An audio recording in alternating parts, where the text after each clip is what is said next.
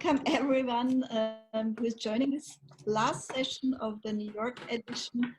For the ones who join us for the first time, this was supposed to be a study trip to New York together with Raphael and Elsa, who are co-organizing this module. Unfortunately, due to COVID-19, it had to be canceled, but we still decided to go on with the idea of having this trip in a virtual way. We invited different artists and other culture agents to join us for this module. We had an artist talk with Olaf Breuning on Monday. On Tuesday, we met Judith Bernstein. On Wednesday, we had a great discussion with Nora Turata, who was supposed to have a show in New York right now, but of course the show was canceled as well. So we spoke to her in Amsterdam. Yesterday we spoke to Alex Beck, and today we have a double guest duo, Aura Rosenberg and John Miller, who have different hats on their heads. They are artists, great artists. They are great writers. They are great musicians. They also have a band. They also are art educators. So they have also something in common with you. They're teaching students since a long time in on different institutions, as far as I know. I think John is, you can tell us later on, and Aura is, I know you at Pratt Institute and School of Visual Arts partly. John is at Columbia. Yeah, we have like the structure is that the students will introduce your practice to the others, and then we would like to ask you to present some of your works and share some of your thoughts with us. And there will be questions through the chat, but also through the students' community. Okay. Thank you very much for joining us today. Thanks for inviting us. We're glad to do it. Well, hello everybody. I'd like to say hello also from the student side. Thank you very much for being with us. It's a great honor. And yeah, just a brief overview about the way we talk today. First, I'm going to again give an introduction to you, first of all, John, and then we're having a presentation, and afterwards we're going to ask you some questions, and the audience is also allowed to ask questions in the chat. We can ask or take these questions too. And afterwards going to be Aura, same structure, and in the end we hopefully can ask you all or both together some questions. Well, first of all, about you, John Miller. You were born in 1954 in Cleveland, Ohio. I'm just going to read what we have. Some things you already know. In addition to, now I'm talking about you as John. In addition to his work as an artist, musician, and art critic, John Miller is also active teaching in Barnard College, Columbia University. Since the 1980s, his artistic practice has been concerned with forms of artistic and social identification and representation. Although the eclecticism of his oeuvre defies a clear association to a specific aesthetic or artistic movement. John lives and works in New York and also Berlin. Today, the focus of the studio visit will be Miller's works from the latest exhibition, and you will also tell us some more about the collapse of neoliberalism, I think, which was shown at the Metro Pictures, New York. And now I would like to give you the word for your presentation. Thank you. Oh, thanks very much. Well, it's my pleasure to be here, and Laura Rosenberg and I share the same studio space, so we're kind of virtually conveying that to you. Laura found our space about 40 years ago before we met, so we've been working in the same place for a long time. Okay, I think I'll just jump right over to images. Perfect.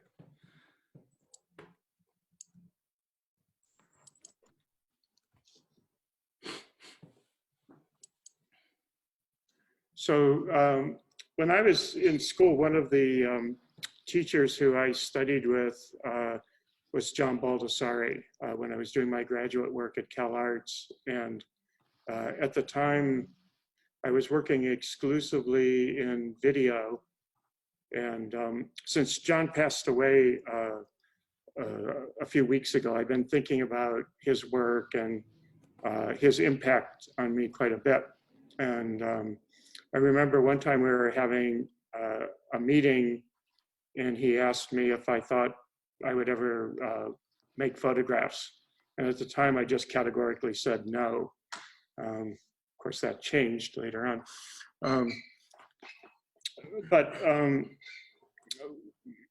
I think one of the things that was implicit in John's work and that was very influential for me and many of my friends who studied with him was a kind of an interrogation of what a picture means ideologically, socially, how a picture functions as some kind of paradigm.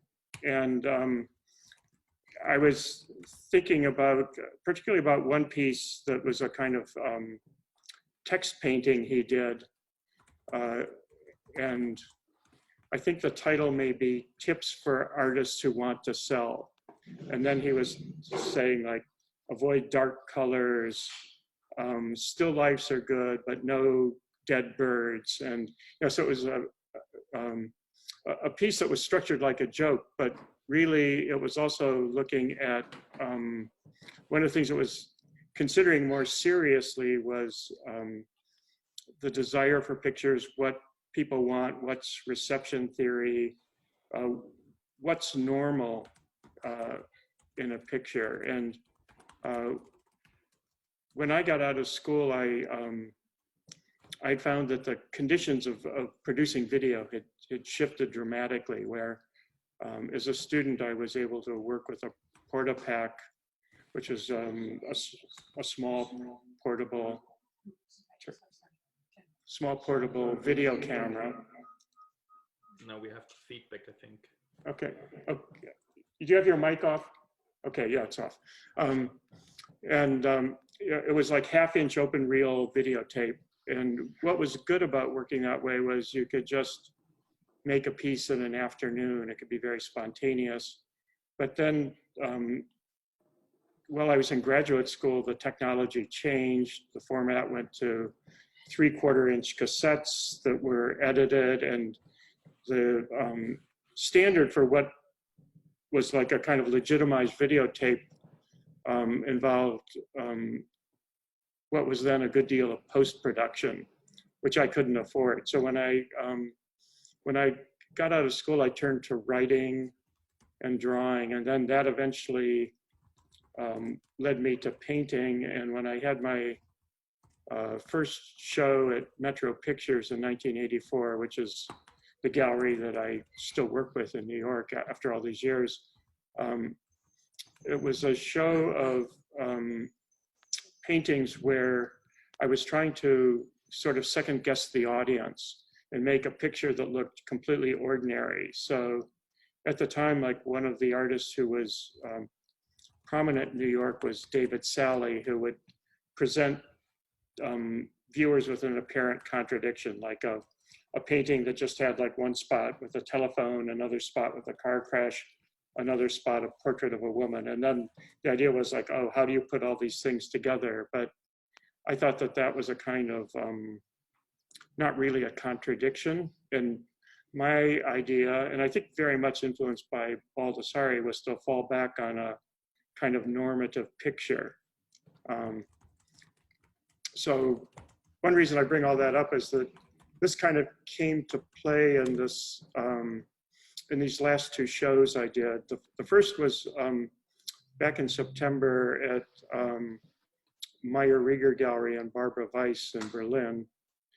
And there are also two galleries that I've worked with for many years. What I did was, I've also worked with mannequins sculpturally for a long time, but one new thing I did in this show was to deal with the mannequins in a kind of pictorial way. And I used commercially available backdrops. And one of the reasons I liked these backdrops was because before I was kind of speculating what looked like a ordinary picture to everyone.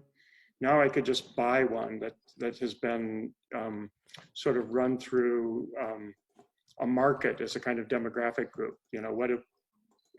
What do people want as a backdrop for weddings or birthdays? So I bought these inexpensive photo backdrops and used them to create these scenarios with mannequins. And I started out with this particular mannequin. In fact, I got two because I wanted to double them, which I suppose has something to do with the uncanny. But and the challenge for me, of course, like a mannequin is inexpressive. It's just a thing, so you can't direct it much. But what I could do would be to play with the clothing, the wigs, the lighting, the arrangement. And I tried to make like some kind of sense of tension or some kind of something that would suggest a kind of psychology to the mannequins in these images. It was just a matter of trial and error. So as I was working on these, I would set up a backdrop. I would have my mannequins there, a stack of clothes, lights, and I would just be moving everything around. And normally I'm a pretty neat worker, but with this process, there'd just be heaps of clothes, cords all over the place, and until I could get something that looked right in the camera. So I'll just go through these.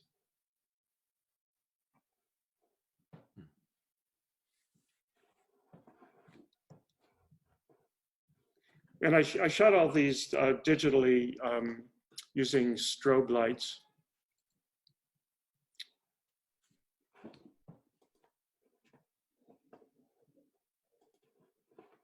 And also, I guess in keeping with my sort of desire for the normative, I just got very inexpensive mannequins, and I used very cheap clothing and accessories. So, rather than trying to make a mannequin look like a kind of subcultural figure or something like that, I wanted them to be very kind of ordinary, but in the kind of cheapness, there would also be something like a little bit perverse about it.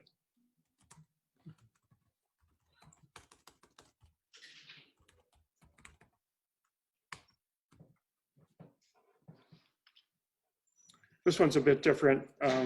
This is called Poverty, and it's a piece that I've done a couple different iterations of, but it's a child mannequin, and then the book in the foreground is part of the work. And in this case, it's the German translation of the Situationist international text, The Poverty of Student Life, which was a kind of key text for the events of May '68 in Paris, which was a kind of uprising against the government and the establishment. And this was also in my show, Meyer Rieger. It's called Dress Rehearsal for a Revolution. And it was actually inspired by a gift. When I turned 65, my friend Bob Nickus gave me a record, and he told me he had never listened to it, and he just gave it to me on the basis of the cover, which, sorry, that's so low res. I should have photographed it myself. I just pulled this off of a Google search.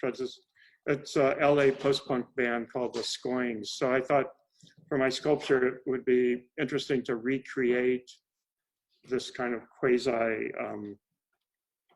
not exactly reproduce the record cover, but make something that grew out of it. So I arrived at that. Oddly enough, the hardest thing to get, which was actually impossible, was this box fan that the guitarist with the Les Paul is sitting on this box fan. And it's funny, I grew up with those. They were kind of ubiquitous. now it's a form of fan that's totally disappeared. So I I was disappointed not to have that. We found one, when I was looking in New York, we found one that somebody was selling for something like $500 on eBay, just knowing that they're kind of extinct.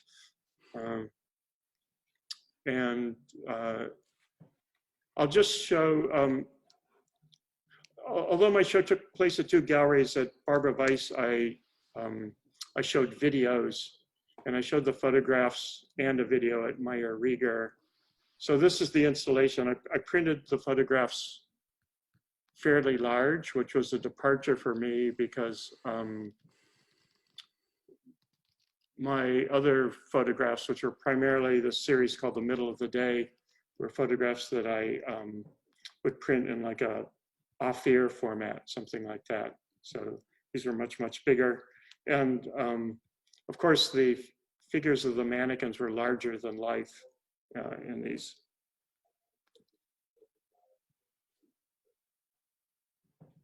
Okay, so I won't talk about the video that was part of the show. So I'm jumping ahead to my most recent show, which was at Metro Pictures. It was called The Collapse of Neoliberalism. And the title may sound like the title of like a more activist show or a show that had like a kind of explicit critique. But I felt what I was doing was something more in the way of an implicit critique. And that I started thinking about anxieties attached to the whole neoliberal order, and particularly the political system in the US, and just a sense of like a kind of growing sense of social instability that I think the pandemic has really, unexpectedly brought to the fore. So anyway, this is an image of the first piece in the show, which it spent a long time preparing for the show, and then I did a few things just kind of ad hoc when I was installing. So when I sent work over to the gallery, I just impulsively threw this child mannequin on the truck, and it went over with all the other work. And what happened was that the artist who had the show previous to mine, Robert Longo, had built an additional wall for his show. And the guy who heads all the installation and sort of physical work in the gallery, Ryan Muller, asked me, do you want to leave the wall up? And I said yes. And then, just before I was to start installing, I realized that I had an extra wall, so I thought I would put this inside the gallery. Then it made more sense to have this piece visible from the street. And I thought it could be interesting to have a kind of suggestion of a door that was really just a flat painted surface with this child mannequin peering in. So I called the piece Origin, and then what we did was on the opposite side of the wall. So now we're in the interior of the gallery. You can't see it from the street, but I painted the blue rectangle in the same place as if the door was going through the wall. So it's kind of a simple joke, but it was one that ended up informing the installation quite a bit. Probably recognize these guys. They have like a bit of a different attitude in this photograph. And for this show, I decided to title the photographs as well. So this is called Consent, and then in parentheses, manufactured. So referring to this English phrase, manufacturing consent. And well, I won't go into like technical stuff. This one's called Truth Serum. And it's funny, for both of these shows, I shot way more images than I really needed. So it was a matter of like editing down. But in the process, I found that, you know, typically in painting, for example, hands are seen as like the next most expressive part of the body after the face. But I was particularly interested in mannequin hands because they're so simplified. So even more than the face, I think there's a tension between just looking like a plastic object and being something expressive. And also I have to say that this is one of the weirder photo backdrops I got off of Amazon. And I can't imagine like what the purpose of an image of a hospital room with a rusty stool by the bed. You know, what is that for? Maybe Halloween, I don't know. And then it just seemed like, oh, if they were exchanging money in this hospital room, that could make it even creepier in some way. And I take suggestions from a lot of different people. Like I'm not sort of like Garden saying like, oh, it has to be my original idea. So in this case, as I was shooting, Aura said, you know what, I have a bunch of $2 bills, which in US currency, like the $2 bill really isn't in circulation. So it's a very odd looking banknote. So anyway, that was kind of like the finishing touch. To Americans, just to see a $2 bill, it's like odd. And I'm sure like if you tried to use it to pay for something in the store, like the clerk would double check, like, is this a counterfeit bill?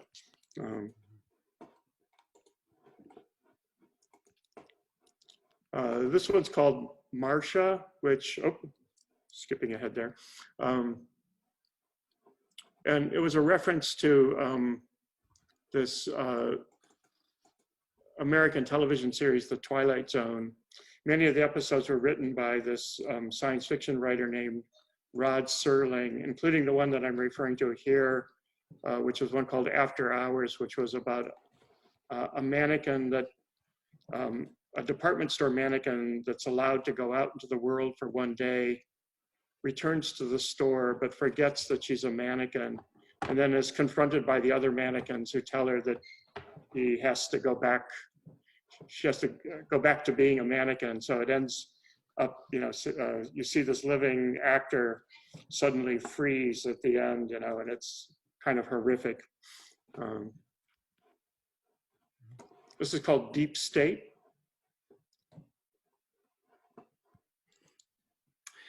Can I ask something more about the mannequins you're using? Yes. You use it at the same time in the picture, and you have it as an object in the exhibition room. Yeah. Is there any difference in their role, maybe? Or what is their role? There is a role in that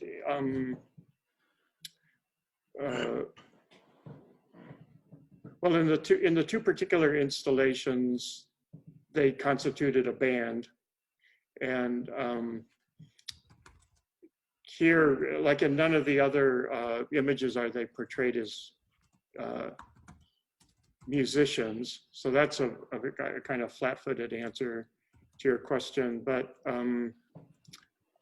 I think that the impact of them is much different photographically, and you know, and in that regard, I think of the work of one of my friends, James Casebeer, who was an early setup photographer, and his work's like very, in some ways, close to what Thomas Damon does, and we went to school together, both in the Whitney program and at CalArts. And you know, I think one of the things that was operative in Jim's work was that he would build architectural models, but then not show the model. He would photograph the model and show only the photograph, basically. There may be exceptions to that.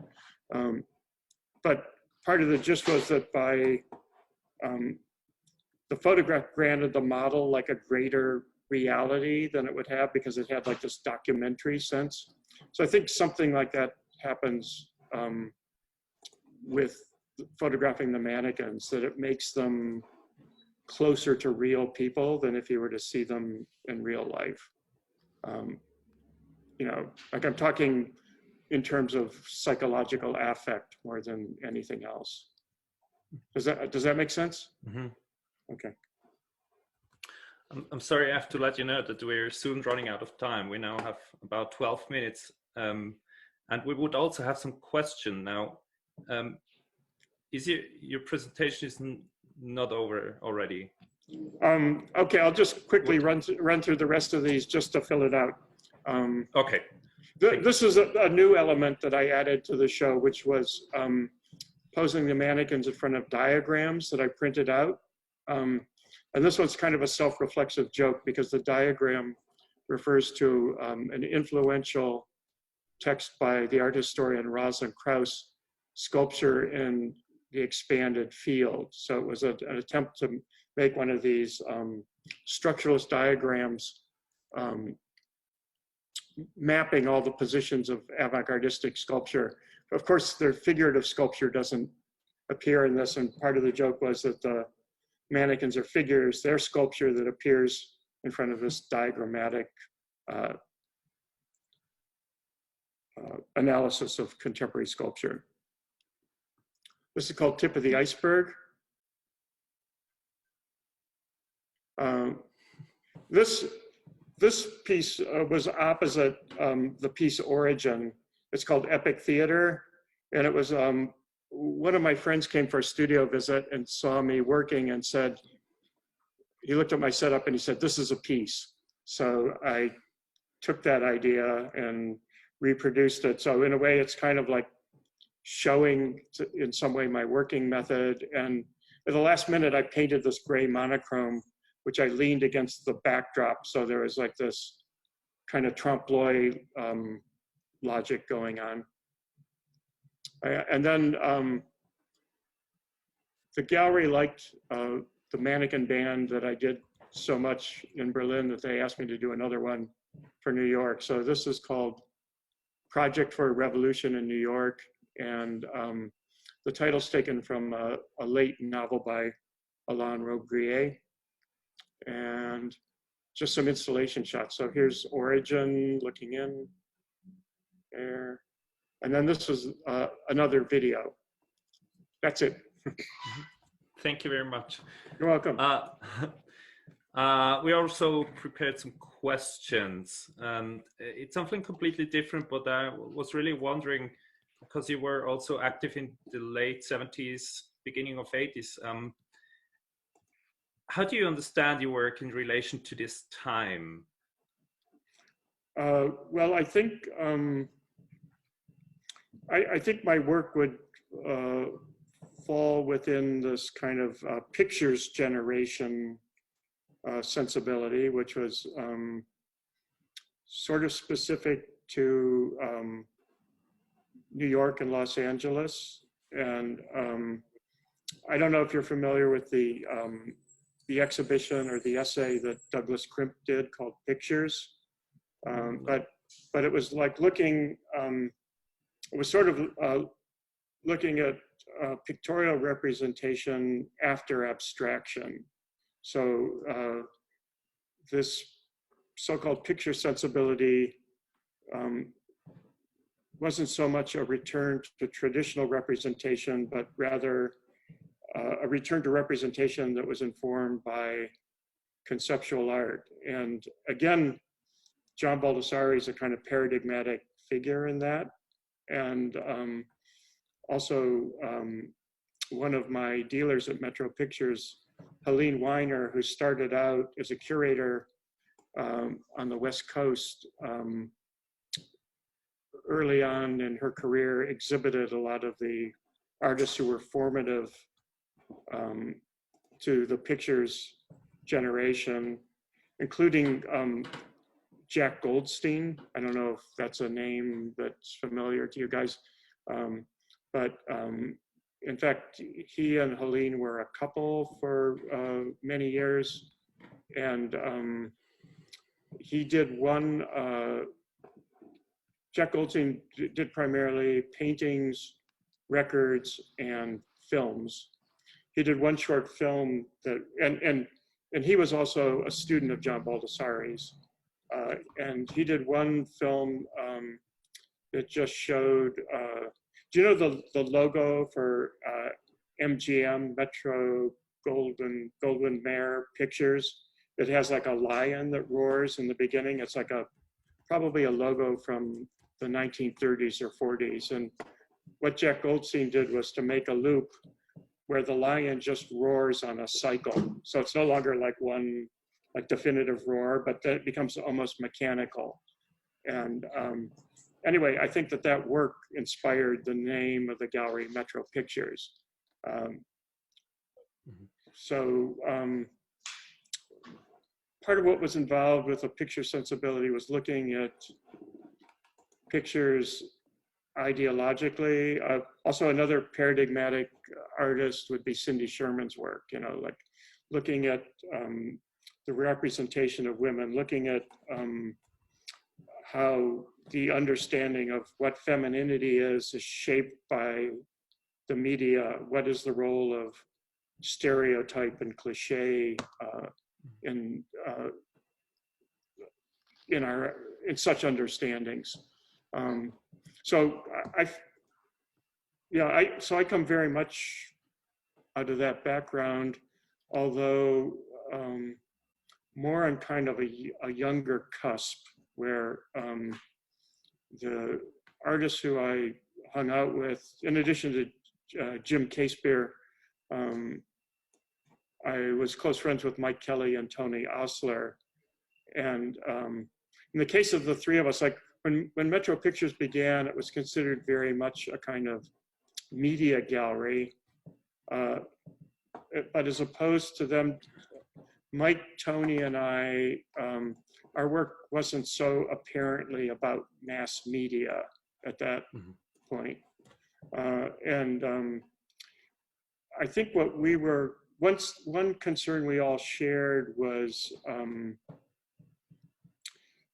had to do with projection into things. So if you think of like Mike Kelly's Arena series, for example, where he arranges stuffed animals around an Afghan, you know, a lot of people see a lot of pathos in that work, but it has to do with projecting into these manufactured toys.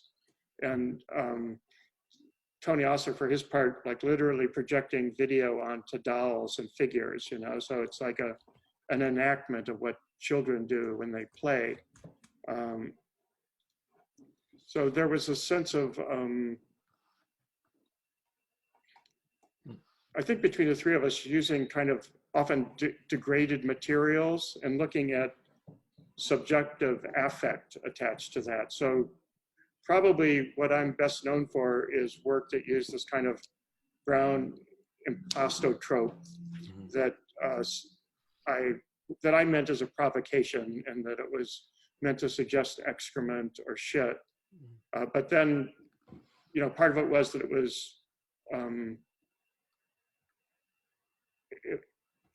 I wasn't trying to make something that, you know, would fool you into thinking that. It was clearly artificial. I used acrylic paint. It, you know, if you look at the material closely, it's very plasticky. So, you know, it had to do, in my own work, that's how in that body of work, that's how projection functions a bit differently with the mannequins. Okay. But that's like a sensibility that we shared. And then also, we had a band together called the Poetics, and we were all, like, our generation was very much influenced by punk. And even in my undergraduate years, I was in a student band at the Rhode Island School of Design. And that's the art school that the Talking Heads came out of. So we were all looking towards them because at the time, in the 70s, the gallery scene was very small.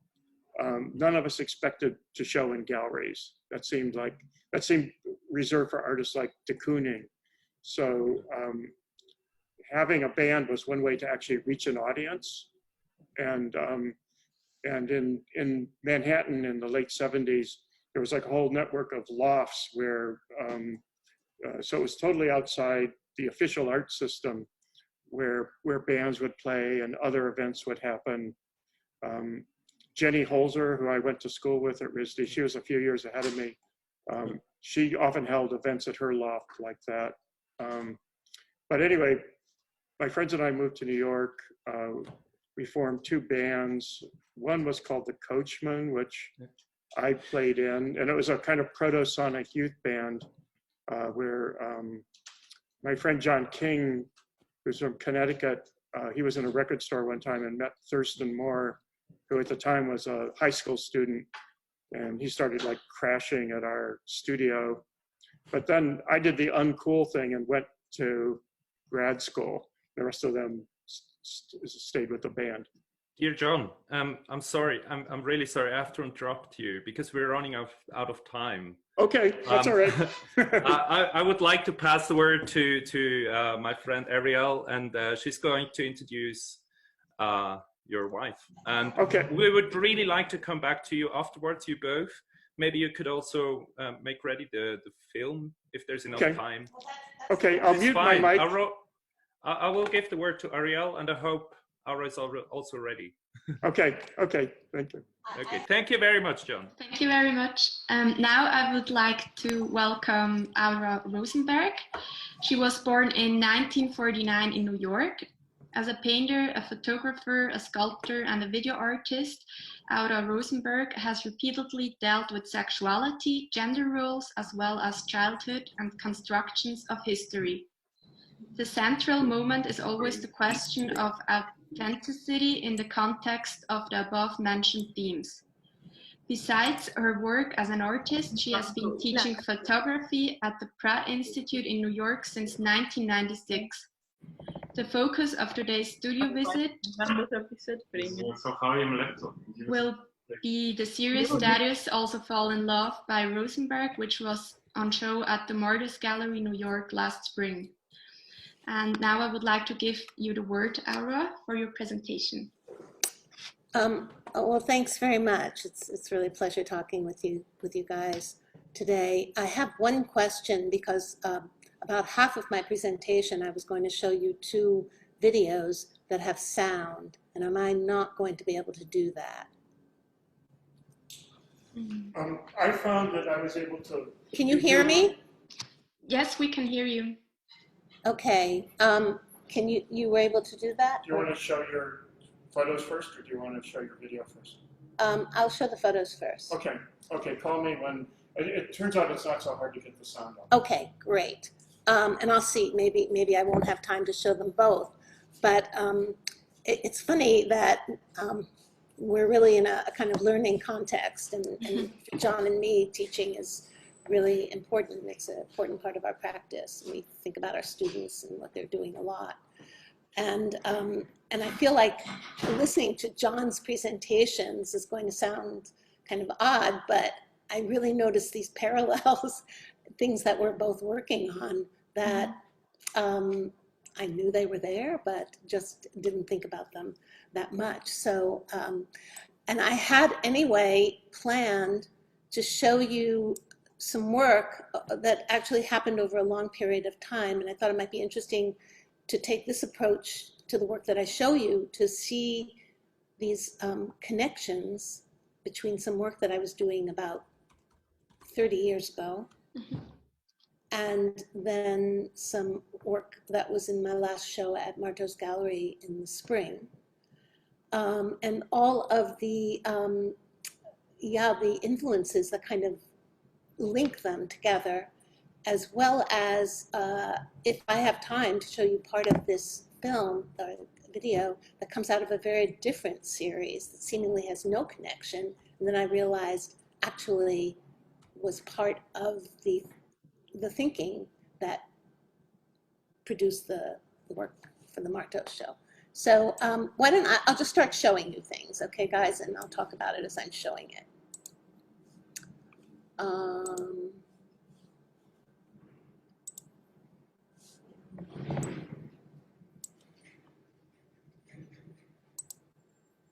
Okay, can you see that? Yes, we can see that.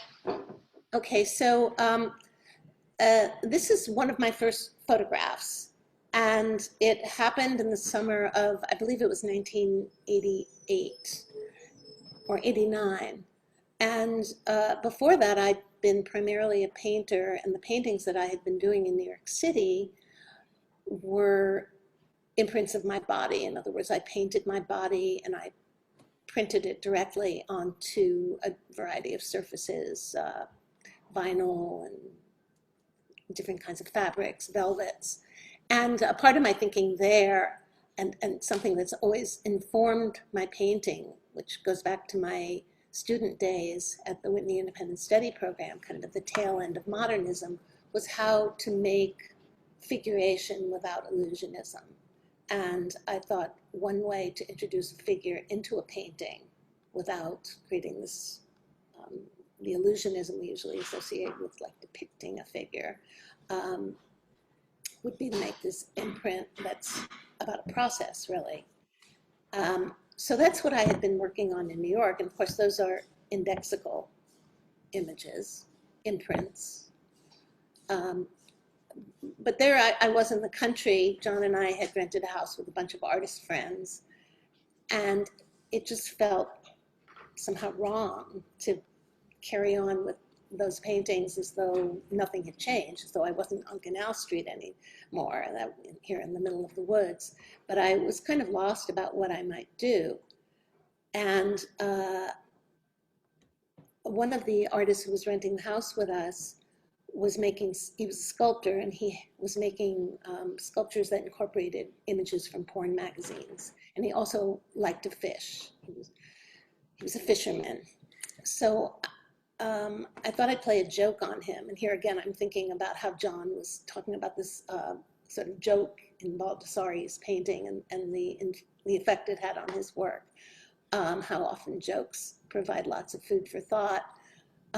So I stole some of his porn magazines, and I tore out some of the pictures, and I glued them onto rocks that I took out of the stream where he liked to fish. And I glued them onto the rocks and covered them with a resin and put them back in the stream for him to find. And the joke for me was that, yeah, when you're looking at pornography, you start thinking about sex all the time and seeing it everywhere. And that was the idea. But once I saw the rock in the water, the displacement and also the kind of animation of what had been an image into something that seemed to have a kind of reality to it or kind of life was very interesting to me. And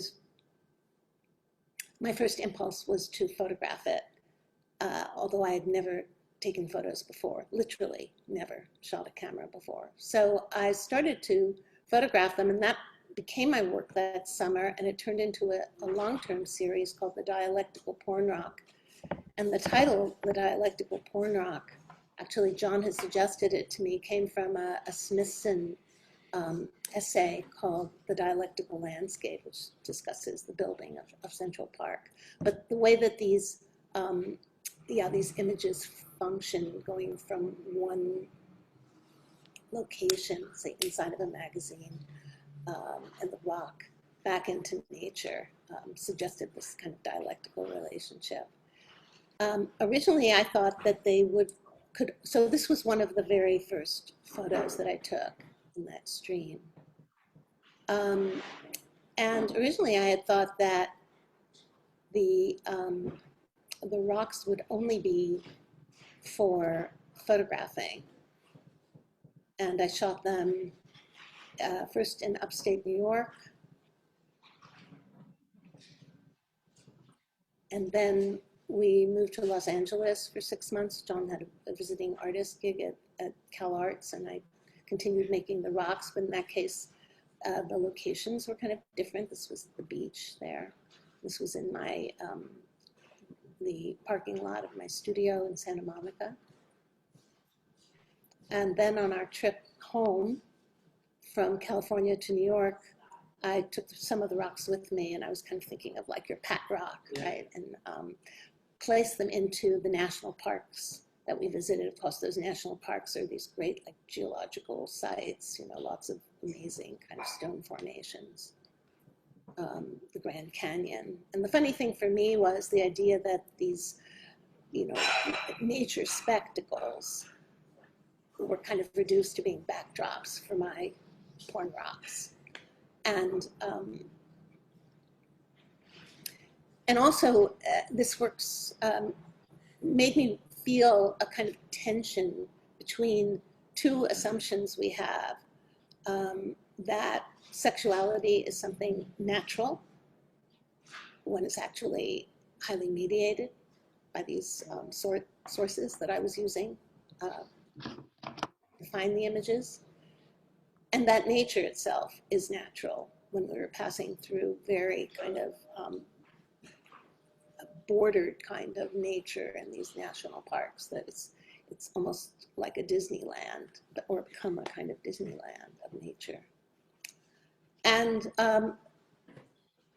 shortly after that, we moved to Berlin for a year, where John had a DAD grant, and I continued making the work. And this was for ZHdK magazine had asked me to do some photographs for one of their issues. And Berlin is really kind of a city made up of rocks. Even the subways, they repair the tracks with rocks. So I saw a site where they were doing work. There was a pile of rocks, and I just put my own rocks into it. But here, that kind of tension that I was just talking about between the kind of supposed naturalness of sexuality and the supposed naturalness of nature transformed into a different kind of tension between, because there were so many monuments and sort of reminders of the state, that it became more of a connection between the body and the state. I took out many of those in the interest of time, but I thought it would be nice to show you one photograph I made in Switzerland when I had a show at the Kunsthalle St. Gallen, and I took my rocks up to, I think this is opposite Santis. Actually, if we talk about Switzerland, you would have a show right now at the Museum Susch, right? Where you show your dialectical circle of rocks. That's correct. As a matter of fact, I'll show it to you in a moment. I said before that originally I thought of the rocks simply as props for photographs, and it kind of goes back, Raphael, to your question to John about what was the difference between the photographs of the mannequins and the mannequins in real space. And then I started to actually recognize that I wanted to also make the rocks into things in themselves. And most of the time they were in gallery spaces, and there that kind of dialectical relationship, or even, you know, between something out in nature and something in a gallery space became really heightened. So this was just an image that originally I put the rocks mainly into circles. This was at Kunsthalle St. Gallen. And here I added rocks taken from the stream that ran near the Kunsthalle to the rocks that I had made myself. And this was an installation in Los Angeles. And then this was in a show called Real Sex at Kunstverein, Salzburg Kunstverein. And then this is Susch. And here also we added rocks from the river that ran by the museum. And we shipped the rest of the rocks. It was several hundred rocks from New York City, and they're still there. Hopefully the museum will be able to open before the show is over. And Sabine Breitwieser, who curated this exhibition, is titled up to and including limits after Carolee Schneemann. It's a tribute to Carolee Schneemann, but also a look at her legacy in the work of 13 artists. And I thought it was really a great intuition on Sabina's part to put my dialectical porn rocks next to Meat Joy. That's the video on the screen that you're looking at. And because the first time I showed the rocks in New York City at White Columns, we sold them by the pound. So I really was regarding them as meat. So it really had a relationship to that video of Carolee's. Okay, so it is like when stone turns into flesh and flesh into stones, depending on how you look at it. exactly. And that's why this morning I added this painting by Jerome to my talk, because I thought it would make an interesting kind of segue. But Ariel, you absolutely said it just now. Yeah, how we have, for centuries, really, I think since people started to make figures out of stone, that it kind of expresses that desire. I'm not exactly sure why or what that is, but it's something we do, and that we're really surrounded by statues. And this is the painting of the Pygmalion that the sculptor fell in love with so much, and finally she turns into flesh. Someone asked how you actually make the rocks. What? Someone asked how you actually make the rocks. How I actually make... What technique you use to the photographic rocks? Someone is asking, Mirjana. Oh, okay. Well, the rocks, I just tore pictures out of magazines and glued them in those days it was just with glue onto the rocks, and really worked them into the rocks. So it was almost like applying, after a while, I mean, I got more skilled at it, like applying a skin to the rock. And for most of those, I would put a resin covering over it to protect them. So they could be outdoors. I did do some installations outdoor. I don't have any pictures of it, I guess, of them outdoors. Does that answer the question? Yes, thank you. Okay. So here's some of the most recent work that I made with rocks. I mean, there are other, as I said, there were other projects that I was working on at the time that's seemingly very different, having much more to do with themes about childhood. Mm-hmm. And but a couple of things kind of led to this latest body of rocks. One of them was that after 30 years, a lot of people were interested in the dialectical porn rock and wanted to show it, but I don't have very many of them left. And then the question was, well, would I make some new ones, you know? And that somehow didn't seem as interesting to me.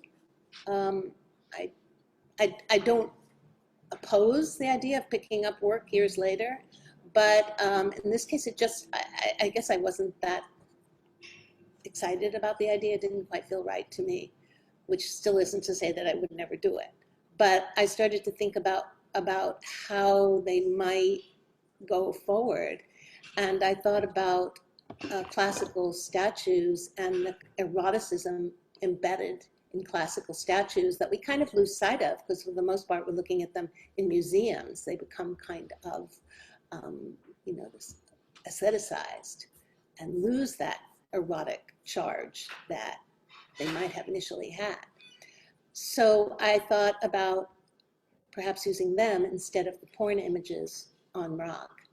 And then I was trying that out with different kinds of rock, and then I decided that actually I wanted to put them on marble, because they are marble statues. And John and I took a trip up to Vermont, which is a state not far from New York, where it's called the Marble State. And I found a quarry that let me take a lot of their scraps, and we brought it back to the studio. And these were made a little bit differently than the dialectical porn rock. They were also glued on, but in this case, I worked with matte medium, which is really made for collage. I hadn't known about that before. And the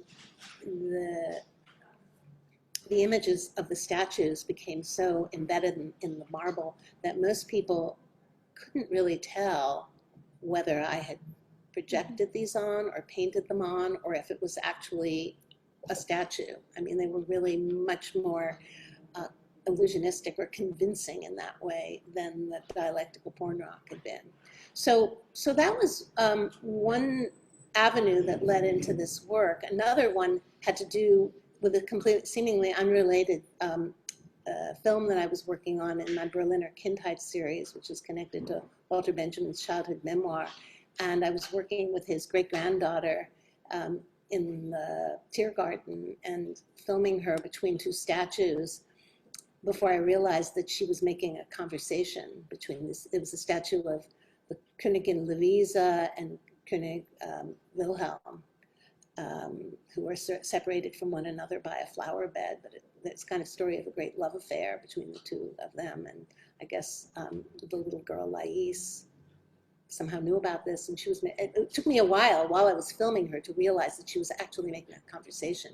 So that also kind of fed into it, and I was going to show you some of that video, but I don't think we'll have time. I'm just going to move on. Here are a few like close-ups of what those marbles looked like.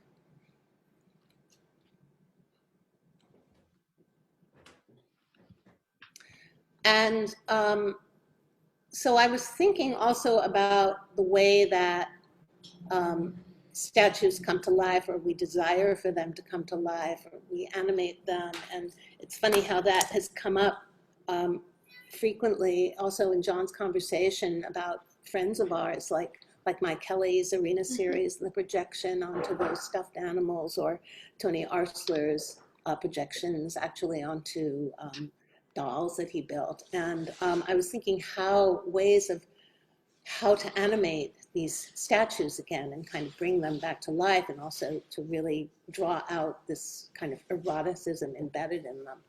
And somehow I had the idea to perhaps make lenticular prints. Lenticular images they're photo images, but when you move, they change. So there are two or three images. That's one. It's called a flip lenticular print. Mm-hmm. There are other kinds of lenticular, like 3D lenticulars, but I was interested in this flip. And I had made some small ones. John and I did a two-person show in a little gallery space in an apartment called Teen Party. And it was the first time I ever showed these lenticular prints that I had made from California, but they're super expensive to make in the United States.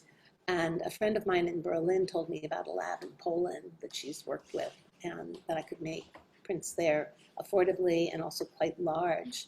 So for this show at Martos Gallery last spring, I made about 12 lenticular images. They were 180 centimeters by 120 centimeters, so really pretty large. And I'm continuing to work with this lab. And the way that I would work with the lab was we would make these GIFs to see if the flip was how the flip was going to work. So I'm showing you basically GIFs. I have one little film, like we recorded the change with a video. We video recorded it, and I have one that I could show you that gives you maybe a better sense of what they were like. But these GIFs are meant to represent the flip. So this was, I forgot the name now of the goddess and her daughter. It's a mother. I think it's really interesting to see the flip digitally, or probably it's very different when you stand in front of the photograph and then you have to move your body and then the flip will appear. You do. It is very different. And one of the things that was interesting about the exhibition was just to kind of watch the viewers and how much they had to move.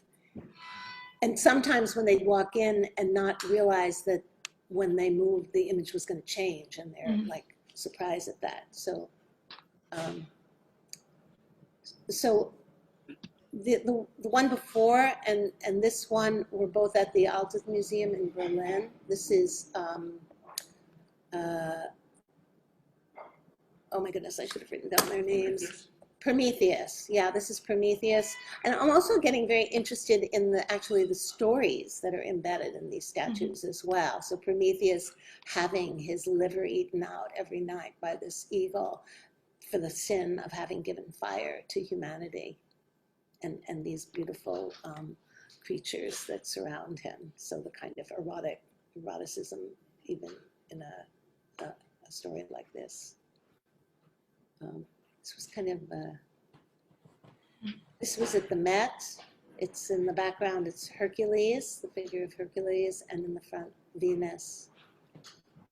And here it was, I guess, my own kind of imagination, like what kind of relationship do these two statues have with him just looking at her. Aura, can I ask you something? Yeah. Are the viewers like still shocked by this pornographic material, or what would you say? It's hard for me really to judge. For the most part, I don't think there's much shock to it, but it depends on the audience, I guess. And, but I think my initial impulse to make the dialectical porn rock did have to do a little bit with a desire, especially as a woman, to shock and to be a little bit of a transgressor, the way I saw so many of my friends who are men, you know, like Mike and John with his brown. So I wanted to also provoke, yeah. Or do you also see it as a criticism of the porn industry?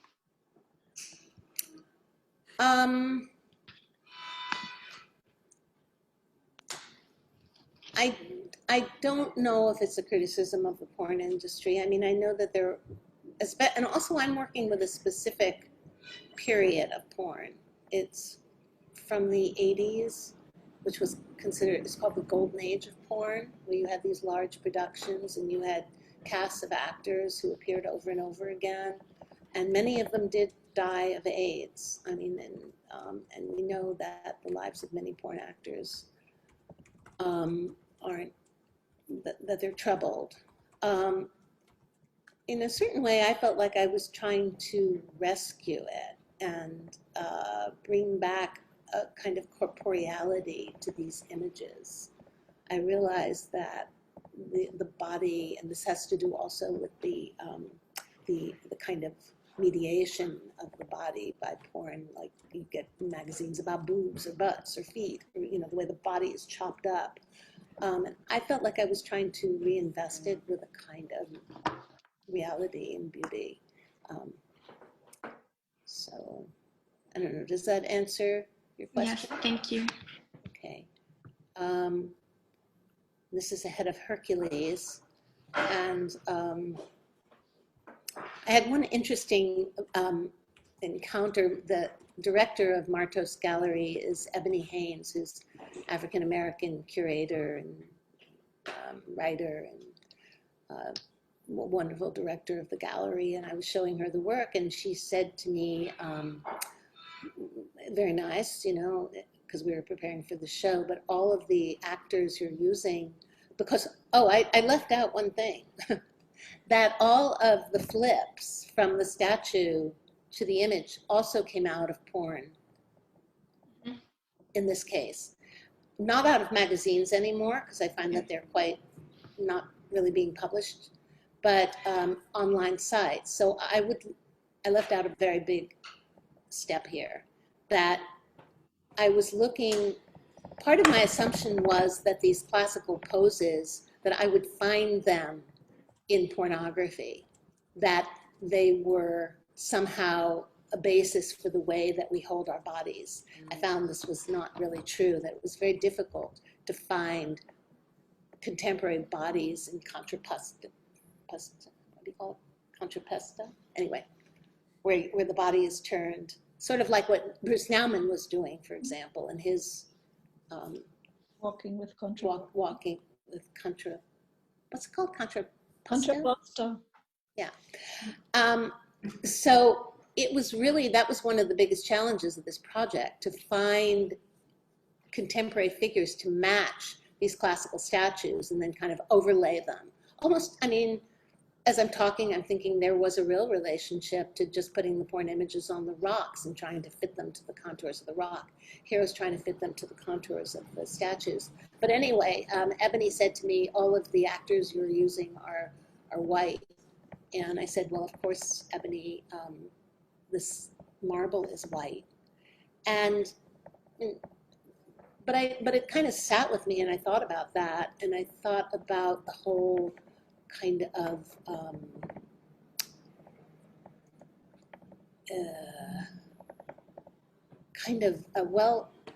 the idea that somehow it represented purity. I'm trying to remember now. I'm just drawing blanks. The art historian Winkelmann, you know, and that kind of mythology of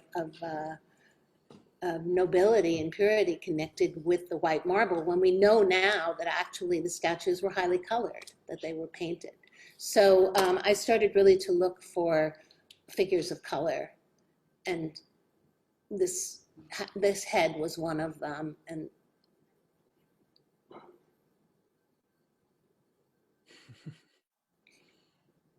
that actually, in the end, it wasn't that difficult to integrate a figure of color into a white marble statue. Whoops, skipped over that quickly. This is Perseus. This is from the Metropolitan Museum of Art. Many of these were from the Metropolitan Museum of Art as well, the Hercules. And then here are some installation shots. Ebony had a really great intuition about these lenticular prints. She said she wanted to maybe not hang them directly on the wall, and to use these mirror hanging clips. And when I realized that they could hang away from the wall, then I also realized they could actually hang in the space. And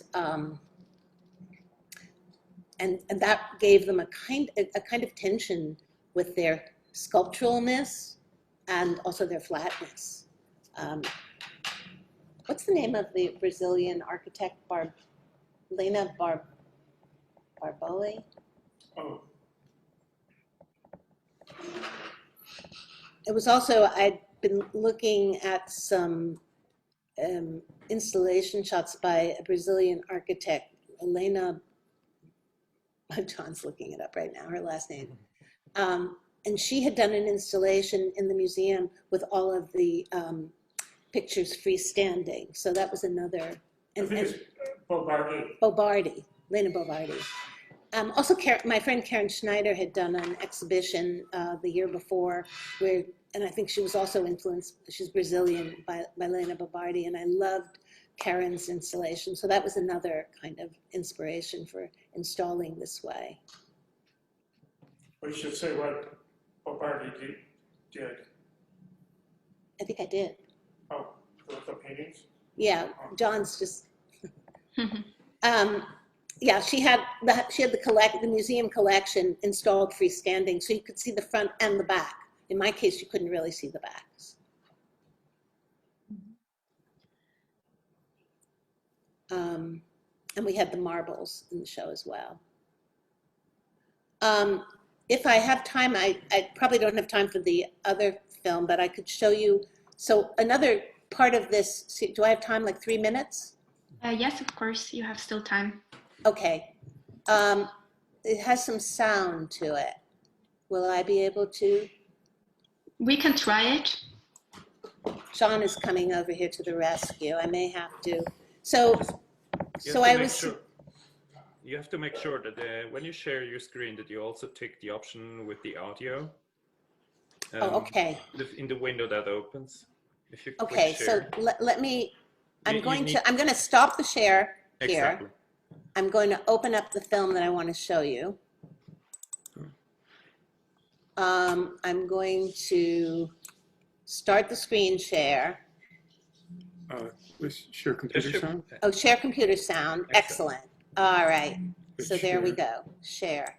So Okay, enter your password. another component of this series, which, by the way, is also Fall in Love. Can you see this? Yes, we can see it. Okay, I'll put it into full screen now. So the series title is Statues Also Fall in Love, and it comprises the lenticular prints, the marble sculpture, but I'm also working on a series of videos about the statues coming to life. And for this, I'm, for the most part, working with writers, asking them to write a short script. But in this case,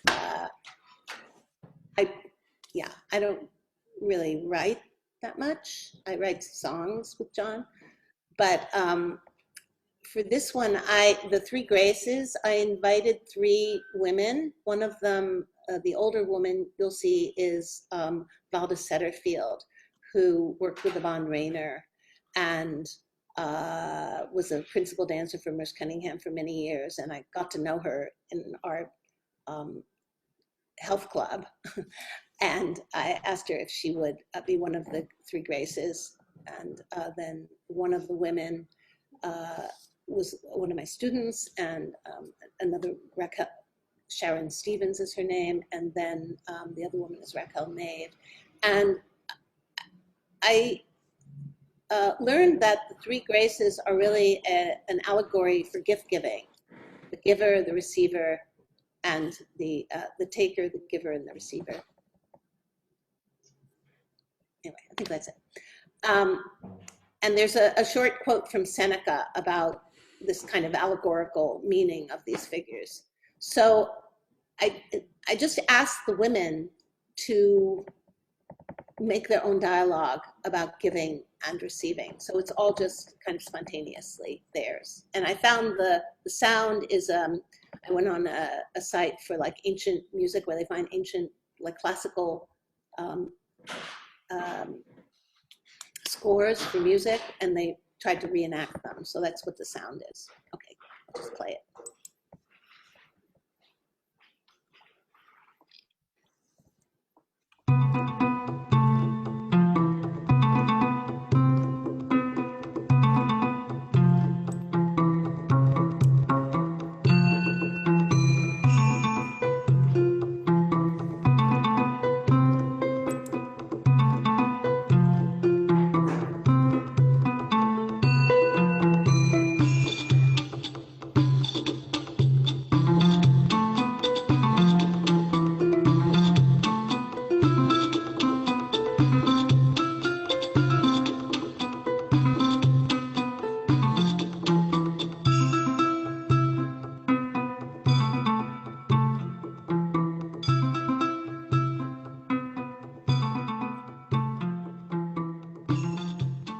Some people advance the view that one of them stands for giving a benefit, one for receiving it, and one for returning it. Others hold that they represent 3 kinds of benefactors: those who confer benefits, those who return them, and those who accept benefits and return them at the same time. And what about the fact that the group dances in a circle with intertwined hands? It is because a gift goes through an orderly sequence, passing from hand to hand, and yet returning to the giver, and loses its integral character if the sequence is at any point broken, being more beautiful if the continuity is maintained. This is a present for you. You shouldn't have. Oh, I wanted to. Oh, thank you. It's beautiful. Good, I thought you'd like it. Do you think she'll like it? I think she will. Good. I'm so happy. I'm so happy that you're happy. For you. I have something for you. You have something for me? Yes. I hope you Where like is it. Right here. How wonderful. I love presents. Great. Thank How about you? That's so good of you. Oh dear, what shall I do with it? Oh, thank you. I love it. I was hoping you would.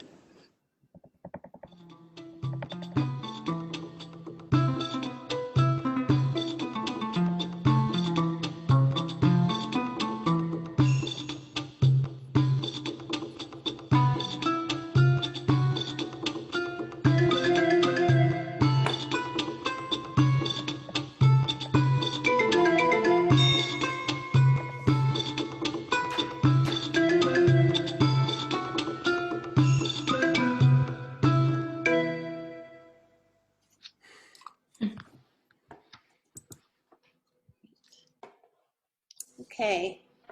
Thank you very much for the video. It was really interesting, and I was wondering which role each person had, the receiver or the giver. It was really interesting. Oh, I hope this isn't me. Since I'm almost out of memory, I'm going to ignore it. I think they switched roles. I mean, in a way, I asked them just to make up a kind of inane conversation about the things people say to one another when they give gifts, like you shouldn't have done it. Oh, but I wanted to do it. What am I going to do with it? So they really just switched roles. But also, I wanted also to kind of bring out in all of the depictions of the three graces, there's a kind of pleasure in women touching one another and being together. And I felt like they naturally enacted that. Of course, I asked them a little bit to allow for a certain amount of kind of intimate connection between them, a kind of eroticism between women. Yeah, I thought they just naturally fell into that. So anyway, I think the roles were never defined and don't really need to be defined. The host has asked me to start my video. Yes, I think your video broke down. We can't see you right now. But Aura, we at the end of the session. Okay, yeah, something's going wrong here. Thank you very much also to John, and thank you to the students for very good questions. Yeah, thank you also everyone who joined us in the past 5 days, and thank you to Elsa for yeah, put all this together as well. And yeah, John and Aura, we hope to see you next year in New York if you perform the trip, and It's something to look forward to. Yeah, we're hoping to see you in Zurich. Yeah. We're really missing not going to Berlin this year. And yeah, in Berlin, hopefully, if it's possible. Yeah. All right, stay safe. Yeah, we stay in touch with you. Elsa will get back to you, and yeah, thank you very much. Yeah. Thank you very much for your presentation. Yeah. Bye-bye. Bye-bye. John and Aura. Bye-bye. Thanks, Martin. Bye-bye.